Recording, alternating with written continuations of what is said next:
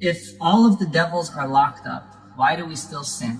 Why do we still feel temptation? Why do we still hear whispers? I'm feeling depressed because I'm not able to reach the goals that I had, and I still feel distant from Allah. And we're already 1 week in Ramadan, and I don't know what's going to happen. So there's a hadith of the Prophet ﷺ, another narration in Tirmidhi, where the Prophet ﷺ mentioned that maradat shayateen, that the big devils, meaning, and it is the big shayateen that are locked away, and the small shayateen, including the qareen, including the one who whispers to every one of us individually, those are still there. So your qareen, and how do we actually keep our shayateen locked away, our devils locked away for good? Not just in the month of Ramadan, but after the month of Ramadan. Allah subhanahu wa ta'ala tells us in the Quran that the only thing that the devils can do is they can whisper. They put ideas, they tempt, but on top of that, Allah subhanahu wa ta'ala also mentions that the shayateen do not have any sultan, they don't have any control over you except for those that willingly follow them.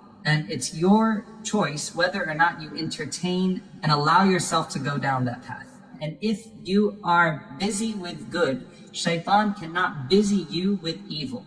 He penetrates your thoughts, he penetrates your deeds, he penetrates your good, he penetrates your wealth, he penetrates all of these different things. What you have to ask yourself is how much of that, how much of an opening are you giving to him in the first place to be able to find that room to start to twist and start to turn. You know, when you commit sins inside of Ramadan or when you commit sins outside of Ramadan, you know, you've got people that will forsake a sin throughout the entire month of Ramadan, but then as soon as Ramadan's over, go back to it. And then they'll claim that it's just too much for me, I can't get away from this sin. But you just proved that you can get away from it. And so, you know, if the guilt of Ramadan or the weight of the virtue of Ramadan, as is the case for many people, that, you know what, I'm not going to do this right now because it's Ramadan. Shaitan's, you know, hopeless that I can't sway this person this way because they've already decided.